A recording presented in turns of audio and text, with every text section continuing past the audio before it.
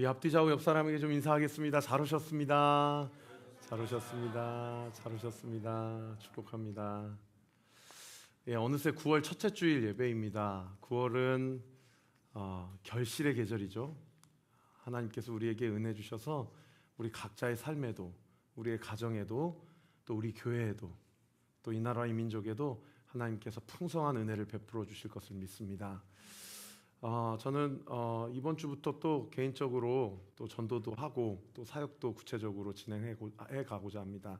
제가 스프레드 시트를 올려드릴 텐데 제가 꼭 감당해야 될 고정된 사역을 제가 미리 그 시간표 안에 채워 넣을 테니까요. 그 시간 피하셔서 여러분들 꼭 각 가정에 좀 예배재단, 기도재단이 필요하시다라고 생각이 되어지시면 9월 한 달간 대신방 기간으로 잡고 여러분 가정을 제가 찾아뵙고 인사도 드리고 예배도 드리고 또 교패도 붙여드리는 그런 시간을 가지고자 합니다. 여러분 그 스프레드 시트에 보시고 비어있는 시간 여러분들이 가능한 시간에 이렇게 채워주시면 제가 미리 연락드리고 찾아뵙도록 하겠습니다. 다음 주는 2시 예배가 마친 이후에 소그룹 모임을 진행하지 않고 워크숍을 진행하도록 하겠습니다. 9월 한 달간 비전 집중 설교를 하게 되었는데요.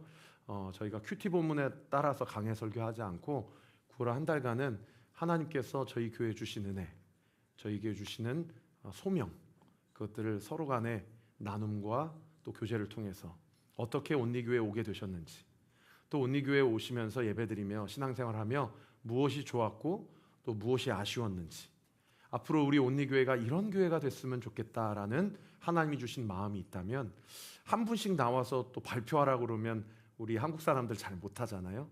그래서 여러 가지 좀 마음을 나누고 자기 생각을 나누는 일들을 포스트잇을 통해서 함께 좀 취합을 해서 또 제가 그것을 가지고 하나님께 기도함으로 지난 1년 6개월 동안 우리가 정말 은혜로 여기까지 왔는데 이제는 조금 더 조직적이고 질서정연하게 좀 체제를 정비하는 것이 좋겠고 모든 의사 결정을 하는 데 있어서 우리 성도들과 함께 소통할 때 조금 더 투명하게 하면 좋겠다라는 마음의 확신을 가지고 그렇게 진행하고자 하니까요.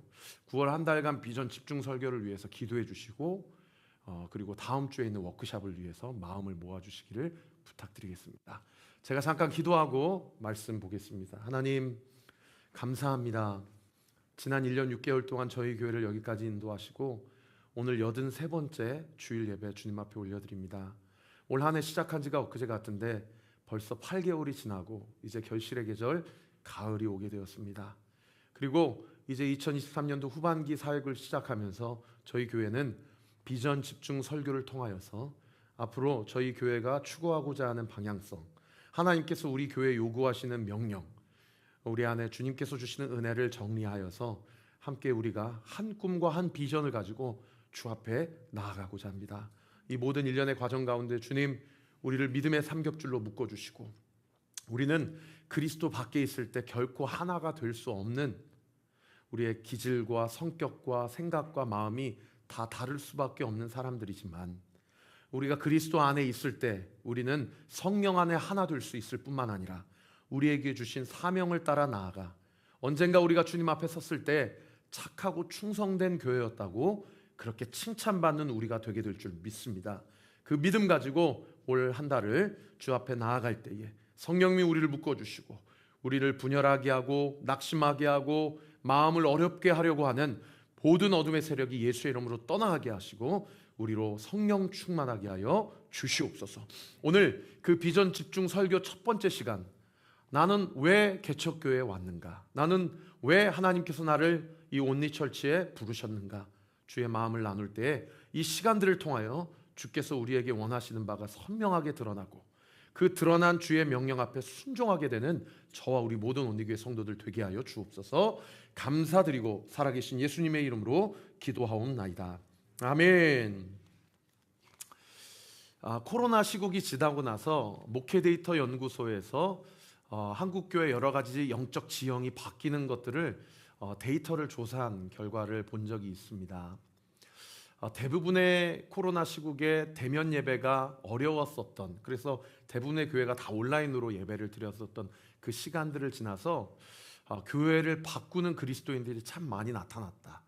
그리고 그 방향성은 뭔가 작은 교회나 개척교회로 모이는 어떤 그런 방향성이 아니라 좀 큰 교회, 그리고 우리가 이름만 들어 알만한 유명한 목사님이 심우하시는 교회, 그런 교회로 교회가 수평 이동되어지는 그런 방향성이 더 짙게 나타났다라는 것이 얼마 전에 제가 봤던 목회 데이터 연구소에서 발표한 아티클이었습니다.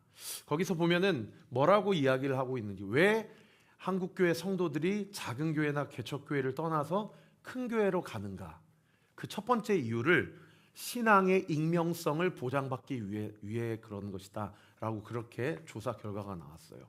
이를테면 이런 것입니다.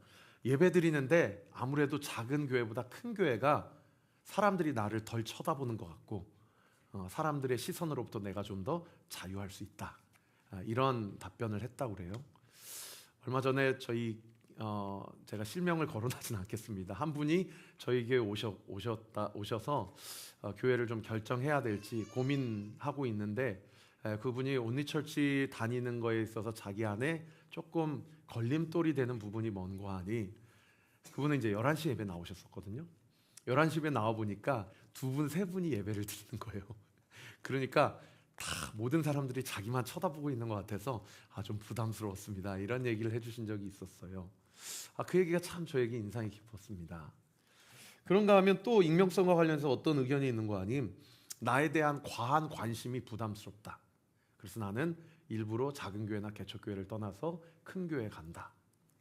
그리고 어떤 분은 나를 어떻게든 등록시키려고 압력을 주는 것이 불편하다, 이제 이런 의견을 주시는 분도 있었습니다.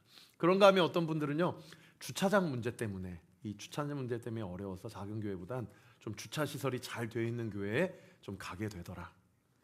또 어떤 분은 좋은 짜여진 각본에 기획된 그런 예배, 또는 정말 퀄리티 있는 찬양팀, 그리고 많은 분들이 이런 답변을 해주셨는데요.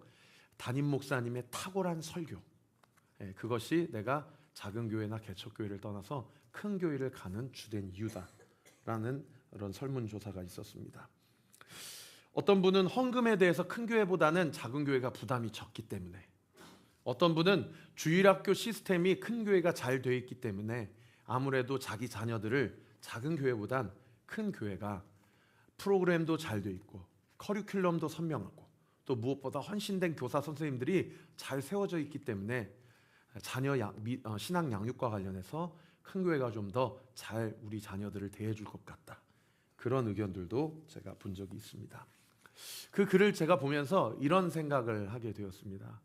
나는 왜 개척을 결정하고 지난 1년 6개월을 여기까지 오게 되었는가? 제가 하나님 앞에 청빙입니까 개척입니까 물을 때에 기도원처럼 3가지 사인을 주님 앞에 구하였습니다. 첫 번째가 말씀이었고요, 두 번째가 제 멘토 목사님들의 조언과 동의였고, 마지막 3번째가 가족들의 동의였습니다. 두 번째, 세 번째는 놀랍게도 목사님들이나 가족이 함께 동의해주고 지지해주고 또 응원해줘서 쉽게 결정할 수 있었는데, 말씀을 통해서 하나님이 뭐라고 말씀하시는지가 사실은 저에게 정말 중요했거든요. 그때 하나님께서 저에게 주신 말씀이 요한복음 17장의 말씀이었습니다. 여러분, 요한복음 17장 하면 뭐가 떠오르셔야 하냐면, 예수님이 이제 곧 잡혀가시고 십자가에서 달려 돌아가시기 직전에 하나님께 드렸던 기도문이 기록되어 있는 본문이 요한복음 17장입니다. 그래서 어떤 신학자는 이 17장의 전체 예수님의 대제사장적 기도문을 겟세마네 동산에서 땀방울이 핏방울이 흐르도록 기도했을 때 드린 기도문일 것이다 라고 그렇게 주장하는 학자들도 있지만, 대부분은 아마도 다락방에서 많은 제자들의 발을 씻기시고 최후의 만찬을 베푸셨을 때, 그때 제자들과 자신을 따르는 그리스도인들을 향하여 제제사장적 예언과 기도, 중보 내용을 주님 앞에 올린 기도의 내용이다 라고 그렇게 주장하는 학자들이 많이 있습니다. 저는 이 17장 21절부터 23절 이 말씀 여러분 평생에 한번 마음에 새겨주십시오. 왜냐하면 우리 담임 목사님이 이 말씀을 하나님으로부터 받으시고 교회 개척을 결정하셨구나 라고 그렇게 기억해 주시면 좋겠습니다. 17장 21절 말씀에 예수님께서 자신의 제자들과 그리스도인들을 중보하며 이렇게 하나님께 기도합니다. 아버지여, 아버지께서 내 안에, 내가 아버지 안에 있는 것 같이 그들도 다 하나가 되어 우리 안에 있게 하사 세상으로 아버지께서 나를 보내신 것을 믿게 하옵소서. 여기 그들도를 누구를 얘기하는 것입니까? 이 땅의 교회를 이야기합니다. 이 땅의 교회들에 대해서 예수님이 뭐라고 기도하시냐면 다 하나가 되게 해주십시오. 그런데 그 하나가 되려면 그냥 하나가 되는 것이 아니라 어떻게 할 때 하나가 된다라고 이야기하고 있어요? 우리 안에 있게 하사. 여기서 말하는 우리 안은 누구를 얘기합니까? 성부 하나님, 성자 예수님, 성령 하나님을 이야기하는 거예요. 아버지가 내 안에 계시고 내가 아버지 안에 있는 것처럼 나를 믿는 교회 성도들도 우리 안에 함께 있어야만 하나가 될 수 있사온데 우리 교회 성도들이 하나가 되게 해주십시오. 그리고 그 하나가 되는 목적을 그 다음 구절에 뭐라고 이야기합니까? 세상으로 아버지께서 나를 보내신 것을 믿게 하기 위하여. 여러분, 이 말씀을 근거해서 생각해 보면 교회는 하나가 되는 게 선택이 아니고요, 반드시 하나가 되어야 된다는 거예요. 왜요? 성부 하나님, 성자 예수님, 성령 하나님이 분열의 영이 역사하는 그 공동체가 아니고요, 철저히 하나가 되시고 그 하나가 된 것처럼 교회도 동일하게 하나가 되어야만 세상 사람들이 교회를 볼 때 저 공동체, 저 집단은 일반적인 집단과 일반적인 종교 공동체랑 다른 집단이고 다른 공동체구나. 그리하여서 그들로 하여금 예수님을 믿게 하기 위해서 하나가 되어야 된다라고 그렇게 예수님이 하나님께 기도하고 있다는 것입니다. 사랑하는 성도 여러분, 여러분이 지금까지 살아오시면서 경험한 교회는 어떠셨어요? 제 모교회 전주의 교회는 담임 목사님의 설교 표절 시비가 일어나서 교회가 3개로 쪼개졌어요. 제가 서울에서 경험한 교회가 한 4교회 정도 됩니다. 숭실대 앞에서 상도중앙교회, 그리고 첫 번째 전도사 사역을 했던 교회가 부천 동관교회였고요. 그리고 정말 제대로 목회를 배웠기 시작했던 교회가 안산동산교회와 오륜교회였습니다. 여러분은 지금까지 어떤 교회를 경험하셨고 그 교회에서 여러분이 보았던 것은 하나됨이었습니까? 아니면 여러 가지 문제와 분열이 있었던 그런 교회셨습니까? 예수님은 이제 막 내일 새벽에 잡혀 이제 십자가로 죽으셔로 가셔야 되는데 그 죽기 전에 남겨진 교회 성도들과 제자들을 향해서 기도하신 내용이 뭐냐? 이들이 끝까지 믿음을 지켜서 세상 한가운데서 영향력 있는 사람이 되게 해주십시오. 이 교회가 끝까지 믿음을 지켜서 나의 영광을 드러내는 사람이 되게 해주십시오. 이런 기도를 하지 않으시고 주님, 이들이 하나 되게 해주십시오 라고 기도했다라는 것이 교회 개척을 결정하면서 하나님이 저에게 주신 강력한 말씀을 통한 부르심이었다라는 거죠. 여러분, 그 다음 구절 22절도 마찬가지예요. 내게 주신 영광을 누구에게 주었다고 이야기합니까? 그들에게 주었대요. 여기서 말하는 그들은 남겨진 교회를 이야기합니다. 그러면 하나님이 예수님께 주신 영광은 무슨 영광을 이야기합니까?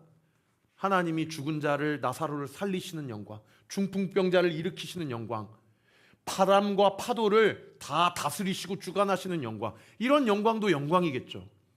근데 22절의 이 영광은요, 여러분 잘 들으세요. 본인이 십자가에 달려 죽으시는 영광이요, 3일 만에 부활하시는 영광입니다. 내게 주신 그 영광을 누구에게 주었다고 얘기하고 있어요? 교회에게 주었다고 이야기하고 있어요. 그리고 그 영광을 준 이유는 이는 우리가 하나 된 것 같이, 여기서 말하는 우리는 삼위 하나님을 이야기하는 것이고 그들도 하나가 되게 하려 함이라는 거죠. 여러분, 저만 봐도 제가 지금까지 경험한 교회는요, 여러 가지 문제가 많았어요.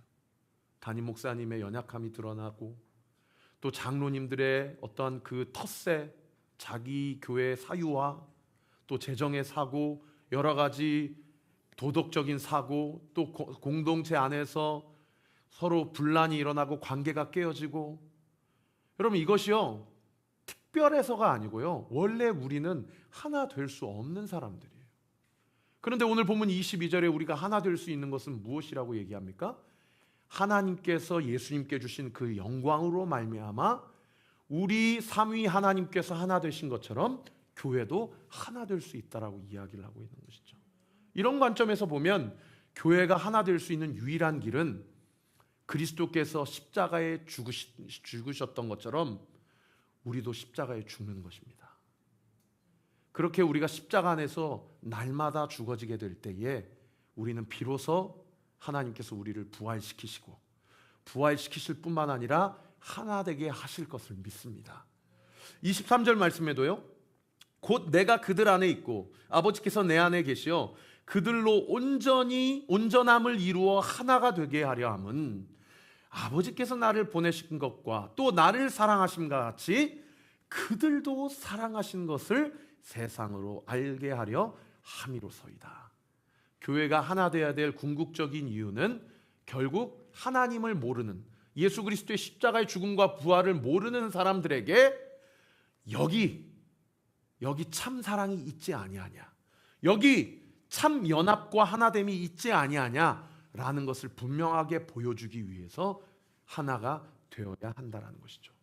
그래서 이 말씀을 붙잡고 저는 작년 2022년 온리처치 원년에 첫 번째 교회 표어를 예수님의 사랑 안에 거하라 라는 말씀으로 함께 1년 동안 제가 계속 강조했던 말씀이 무엇이었습니까? 우리는 하나 될 수 없다. 그러나 우리가 예수님의 사랑 안에 거하면 우리는 하나 될 수 있다 라는 것을 여러분과 함께 나누었죠. 여러분, 올해 두 번째 해 표어는 무엇입니까? 에베소서 2장 22절의 말씀, 우리 같이 한번 읽어봅시다. 시작. 22절. 시작. 축복합니다. 예수님과 함께, 시작. 예수님과 함께 지어져 가는 교회. 할렐루야. 올 한 해 두 번째 해 표어는 예수님과 함께 지어져 가는 교회예요. 우리 에베소서 2장 22절 말씀 같이 한번 읽어봅시다. 시작.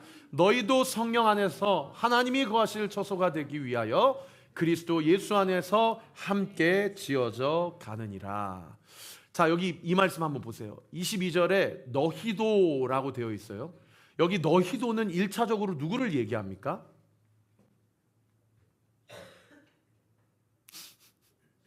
이 성경이 지금 빌립보서예요, 골로새서예요, 에베소서예요? 에베소서죠. 1차적으로 사도 바울이 너희도라고 하면 1차적으로 수신자가 누구입니까? 에베소 교회 성도들이죠. 그죠? 여러분 저를 한번 봐주세요. 에베소라는 도시는요, 소아시아 지역의 제일 큰 도시였어요. 소아시아 지역이라고 하면 오늘날로 얘기하면 투르키예 지역입니다. 지금 투르키예 지역에서 가장 큰 도시는 어디입니까? 이스탄불이죠. 그 당시 콘스탄티노플이었어요, 옛 지명이. 그런데 이 사도 바울이 이 편지를 썼을 때 이 소아시아 지역, 투르키예 지역에서 가장 큰 도시는 콘스탄티노플이 아니었고요, 에베소였습니다. 에베소가 이 당시에 정치, 경제, 문화, 예술의 집합체였어요. 그래서 지금도 에베소에 가면요, 얼마나 큰 도서관이 발견되는지 몰라요. 많은 책들과 지식과 대학이 이렇게 집합체로 모여 있는 곳. 물론 알렉산드리아만큼은 아니지만 많은 헬라의 문화와 철학이 집중적으로 중심이 되어 있는 곳이 바로 이곳 에베소였죠. 그리고 이 에베소에는 큰 원형 경기장이 있었어요. 큰 원형 경기장이 있어서 수천 명이 모여서 함께 거기서 뭔가 철학적인 디스커션을 하고 뭔가 어떤 그 안에서의 어떤 자기 주장을 펼치고 여러 가지 토론과 토의가 있었던 곳이 에베소였고요. 많은 사람들이 모이다 보니까 거기에서 여러 가지 거래 행위가 이루어졌던 곳이에요. 그런데 문제는 뭐냐면 이 에베소가 이 소아시아 지역의 가장 큰 도시였기 때문에 많은 우상 숭배 문화의 집합체가 에베소였습니다. 그러니까 헬라 지역, 그리스 지역의 넘버원은 고린도라고 하면 소아시아 지역, 투르키예 지역의 넘버원은 에베소예요. 그래서 지금도 에베소를 성지순례를 가면요, 이 아데미 신전을 발견할 수가 있어요. 이 아데미 신전이 여러분 경희대학교 건물을 상상하시면 됩니다. 이 봉의 높이가 18m가 넘어요. 이 18m가 넘는 이 기둥이 무려 127개가 있는 그 당시 건축술로는 최고의 건축물입니다. 여러분 건축물은 무엇을 상징하는지 아세요? 그 건축가 유현준 씨의 말에 의하면 건축물은 그 당시의 힘을 상징합니다. 이 건축물을 지은 자의 권력을 상징해요. 그러니까 에베소가 얼마나 음란하고 우상 숭배가 만연한 도시인지 모르는 거죠. 사도 바울이 2차 전도 여행 때 여기에 가서 교회를 세웁니다. 그리고 심지어 3차 전도 여행이 사도행전 19장에 기록되어 있는데 다시 3차 전도 여행 때 이 에베소를 방문해서 에베소 교회 성도들의 믿음을 붙잡고 그들을 훈련시켜요. 근데 이 에베소 교회가 얼마나 문제가 많고 얼마나 믿음이 얕았냐면 에베소 교회 성도들이 사도 바울에게 사도행전 19장에 보면 우리는 요한의 세례밖에 받은 적이 없다. 우리는 성령이 누구인지 모른다. 이런 얘기를 하니까 사도 바울이 안타까워가지고 원래 본인의 정체성이 순회 선교사거든요. 여 지역에 갔다가 또 이 지역으로, 이 지역에서 이 지역으로 그렇게 복음을 전하는데 아예 이 에베소는 너무 투르키의 소아시아 지역에 중요한 도시가 있고 중요한 교회이기 때문에 아예 2년을 머뭅니다. 그리고 무엇을 세워요? 그 유명한 두란노 서원을 세우죠. 여기서 집중적으로 마음을 먹고 영적 양육을 시키는 거예요. 아니나 다를까 에베소의 사도행전 19장에 쭉 보시면 영적 전쟁이 일어납니다. 이 사탄의 세력, 우상숭배 세력과 사도 바울을 위시하는 이 그리스도인들의 세력의 영적 다툼이 일어나서 이 스가의 7 아들하고 붙고요. 데메드리오라는 사람하고 붙어서 큰 소동이 일어나는 곳이 바로 이 에베소예요. 그렇게 정말 열정을 다해서 교회를 잘 세우고 이제 사도 바울은 예루살렘으로 잡혀갑니다. 거기서 로마로 압송당하게 되죠. 그게 이제 4차 전도 여행이라고 그러는데 로마에 당도해가지고 자기의 동역자들에게 2차, 3차 그렇게 열정을 다하고 심혈을 기울여서 썼던 에베소 교회 성도들의 소식을 듣는데 좋은 소식을 들으면 참 좋은데 에베소 교회 성도들이 서로 하나 되지 못하고 싸우고 유대인파다, 이방인파다, 할례파다, 무할례파다 자꾸 교회 안에서 분열과 다툼이 일어나고 있다는 소식을 어디서 들어요? 로마 감옥에서 들어요. 그래서 AD 62년경에 로마 감옥에서 내가 그렇게 2, 3차 전도여행 때 심혈을 기울여서 2년 동안이나 두란노 서원을 세워가지고 복음 전도하고 영적 양육을 시켰는데 정신 차려야 된다고 라고 하면서 감옥에서 쓴 편지가 에베소서고요. 그 에베소서가 여러분 잘 아시는 옥중서신인 거죠. 오늘 본문 13절과 14절에 사도 바울이 에베소서를 통하여서 에베소 교인들에게 뭐라고 얘기하냐면 이제는 전에 멀리 있던 너희가, 여기서 말하는 너희는 유대인파, 이방인파 두 부류를 이야기하거든요. 그 서로 분열하고 다투는 너희가 그리스도 예수 안에서 무엇으로 가까워졌다고 얘기하고 있어요? 그리스도의 피로 가까워졌다. 할렐루야. 아까 요한복음 17장에 제가 뭐라고 말씀드렸어요? 교회가 하나 될 수 있는 유일한 길은 십자가 예수 그리스도의 보혈밖에 없다라고 말씀드렸죠. 14절에도 보세요. 그는, 여기 그는 예수님을 얘기해요. 우리의 무엇이다? 화평이시다. 둘로 하나를 만드사 유대인파 이방인파 둘을 하나 되게 하시는 것을 가능하게 하기 위하여 어떻게 하셨대요? 그 중간에 막힌 담을 허무시기 위해 육체로 그 담을 허무셨다라고 이야기하고 있다는 거예요. 여러분, 우리가 교회를 세우고 여기까지 왔습니다. 저는 우리 교회가 비전 집중 설교 첫 번째 주를 맞이해서 제가 여러분에게 좀 도전하고 싶은 건 뭐냐면 우리 교회 갈림길에 와 있다고 저는 영적으로 진단하고 있어요. 어떤 갈림길에 와 있냐? 뭐 다른 교회를 폄하하려고 이런 말씀을 드리는 거 아닙니다. 이 지역도 바로 요 앞에만 해도 예정교회, 다산은혜교회, 다산중앙교회, 베델교회 얼마나 많은 교회들이 있는지 몰라요. 저는 그 교회가 어떻게 돌아가는지 잘 모릅니다. 제가 이 말씀 드리는 이유는 무엇이냐면 우리 교회도 이미 세워진 일련의 교회와 같은 또 하나의 교회가 된다고 그런다면 과연 하나님이 저에게 개척이라는 부르심을 주셨을까? 그리고 과연 하나님이 우리 한 사람 한 사람을 우리 온리처치로 부르셔서 우리로 하여금 교회되게 하셨을까? 저는 분명히 아니라고 믿습니다. 여러분, 우리가 두 가지 갈림길에 서 있어요. 어떤 갈림길입니까? 지금까지 내가 경험했던 교회, 또 하나의 교회를 경험할 것이냐, 아니면 정말 성경이 우리에게 말씀하신 대로 우리가 그리스도 안에서 예수 그리스도의 십자가의 피로 하나 되는 것이, 이것이 선택이 아니라 주님께서 우리에게 말씀하신 명령이라고 한다면, 여러분, 우리 온리처치는 그리스도 안에서 반드시 하나가 되어야 됩니다. 할렐루야. 여러분, 하나가 된다라는 게 뭘 얘기할까요? 단순히 내가 친해지고 싶은 사람과 가까워지고, 나의 기도 제목을 나누고 그 사람이 기도 제목을 들어주고, 그리고 한 주간 동안 내가 그 사람의 기도 제목을 위해 기도하고, 뭐 이런 것도 하나가 되는 것이겠죠. 사랑하는 성도 여러분, 여러분 교회의 하나됨을 위해 얼마나 많은 관심을 가지고 계셔요. 우리가 하나 되는 것에 대해서 얼마나 여러분들이 심혈을 기울여서 기도하고 계시나요? 그 다음 구절 15절과 16절에도 이렇게 얘기하고 있어요. 법조문으로 된 계명의 율법을 폐하셨으니 이는 이 둘로, 유대인파 이방인파를 얘기합니다. 이 둘로 자기 안에서 한 세 사람을 지어 화평하게 하시고, 또 십자가로 이 둘을 한 몸으로 하나님과 화목하게 하려 하심이라. 원수된 것을 십자가로 뭐 하시고? 소멸하시고. 교회가 하나됨은 반드시 이루어야 될 하나님의 명령인데, 그것은 계속해서 사도 바울이 강조하는 것이 무엇입니까? 예수 그리스도의 십자가로만 가능하다라는 것을 이야기하고 있는 그런 본문이죠.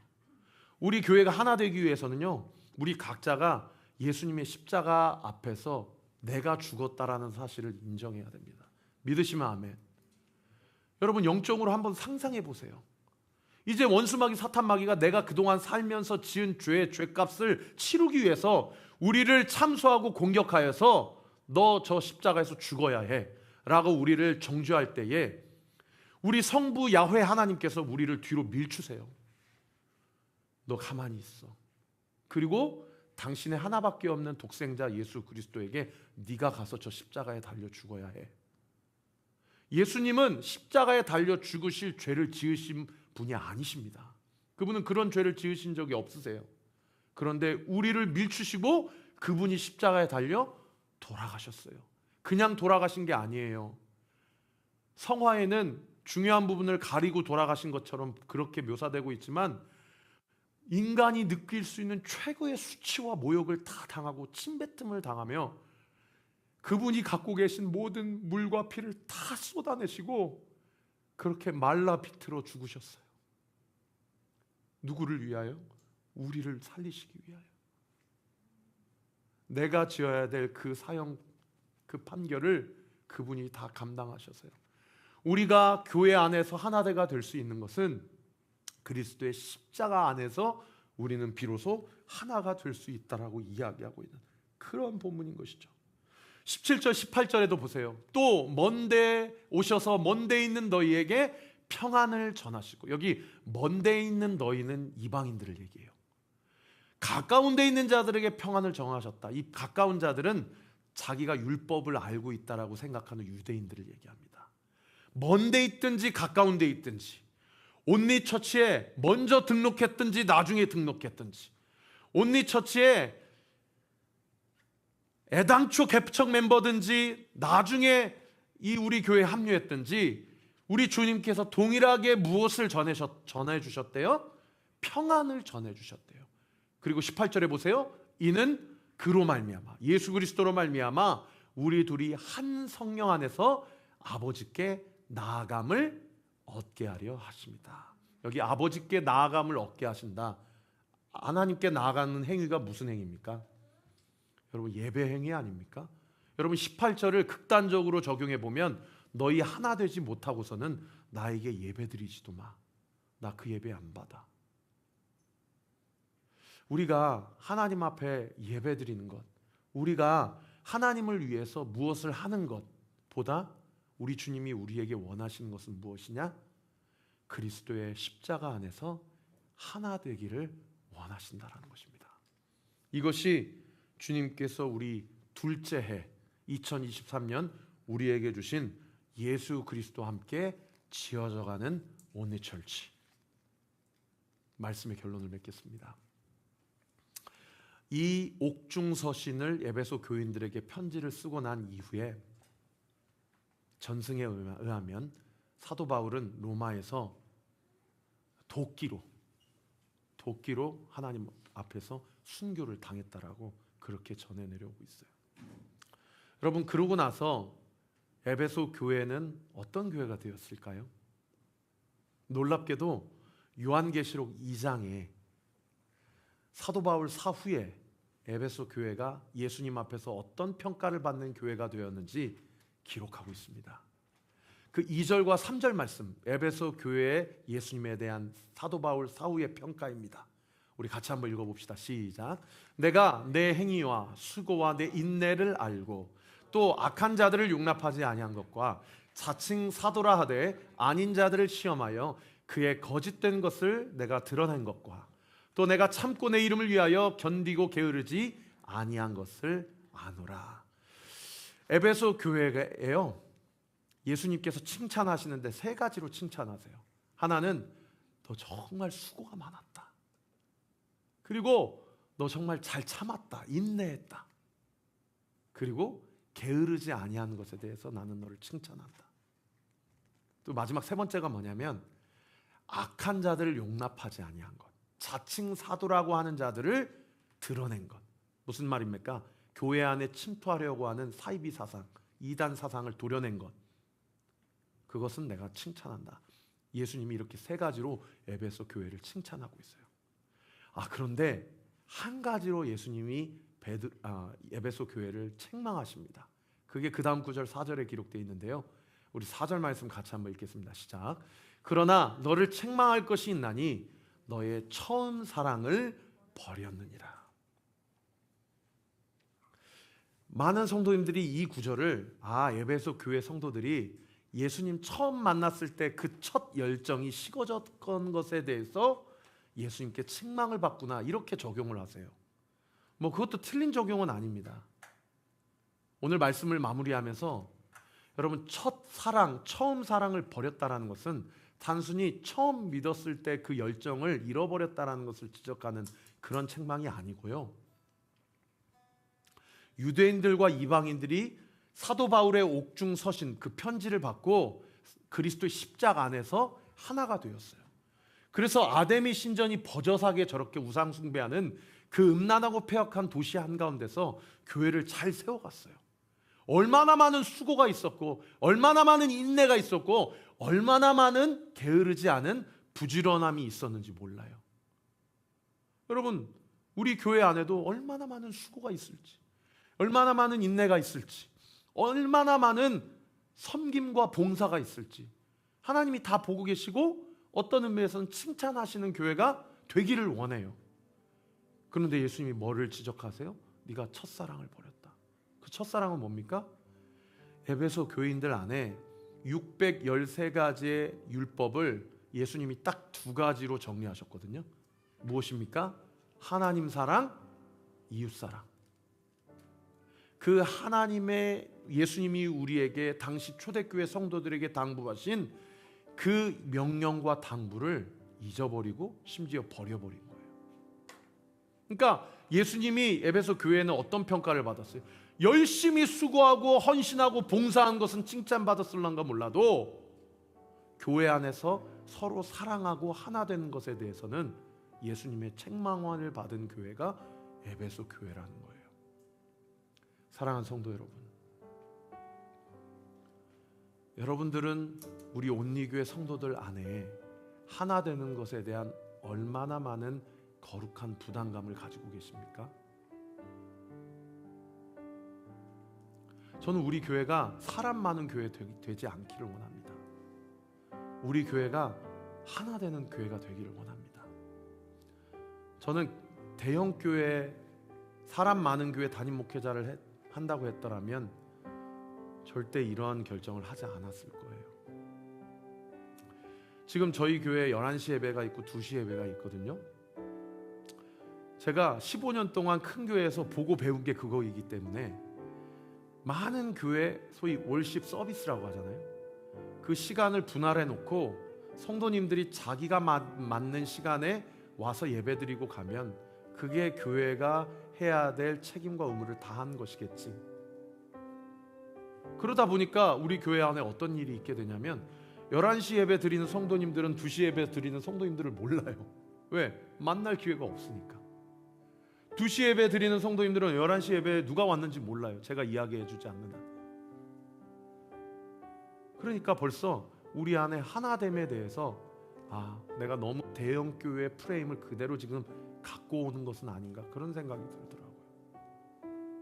물론 다음 주에 워크숍 때 여러분의 의견과 또 여러 가지 여러분들이 기도하시면서 주시는 마음을 또 제가 보고 들어야 되겠지만은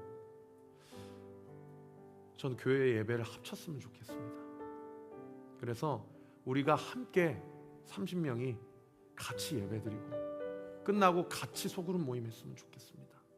그 안에 주신 말씀을 가지고 자기 현재 상황이 어떠한지, 지금 내 실존적인 삶의 현장 가운데 무엇이 고장나 있는지, 어떤 부분에 은혜가 필요한지, 여러분들이 나를 위해 기도해 주실 때 나의 이 부분을 위해서 기도해 주십시오 라고 기도하는 것이 전혀 어색하거나 불편함이 없는 공동체. 저 그런 교회 하고 싶습니다. 그래서 우리가 그리스도의 십자가 안에서 다 죽은 자들임을 믿음으로 인정하고, 저 사람의 고통이 나의 고통이 되고, 저 사람의 아픔이 나의 아픔이 되고, 저 가정의 슬픔이 내 슬픔이 되고, 저 사람의 답답함이 나의 답답함이 되어서 서로가 서로를 위해서 정말 진실되게 기도해 주는 공동체. 그렇게 기도할 때에 그 기도가 어떻게 응답되었는지를 서로 나누고 확인하는 공동체. 제가 어제요, 여러분들이 송구영신 예배 때 썼던 성금 봉투의 기도 제목을 다시 꺼내서 봤어요.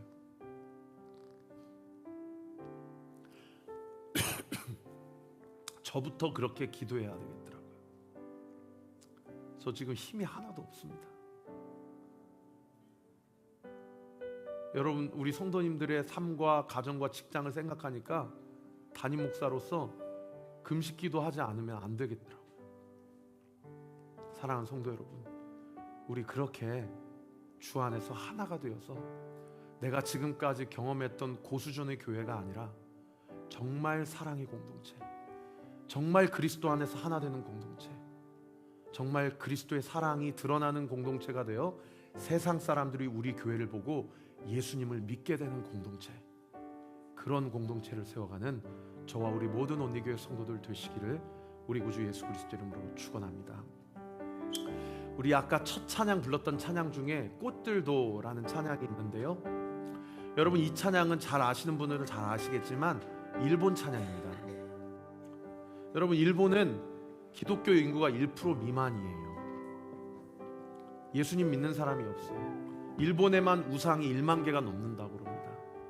그 안에서 하나님께서 부르신 자들이 여러 가지 사연과 여러 가지 간증을 통해서 많은 일본의 찬양들이 J-월십이라는 찬양팀을 통해 우리나라에 번역되고 있는데 그 중에 대표곡이죠. 이 찬양 가사에 보면 시들어가는 꽃들도, 메말라져 있는 강팍하고 피폐 있는 땅도 생명수 되시는 예수 그리스도의 은혜와 사랑 가운데 꽃이 피고 결실을 맺고, 하늘이 찬양을 하고 새들이 찬양하고 넓은 바다가 주님을 찬양하는 날이 오게 될 것이다. 그렇게 찬양하고 있어요. 저는 우리 교회가요, 이 메말라져 가고 있는 이 한국 땅에 한 줄기 소망의 빛을 비추고 생명수를 공급하는 찐 공동체, 그리스도가 머리가 되시고 그리스도 안에서 누구나 하나 될 수 있는 그 공동체, 우리 온리처치가 되기를 우리 구주 예수 그리스도 이름으로 축원합니다. 우리 주신 말씀 가지고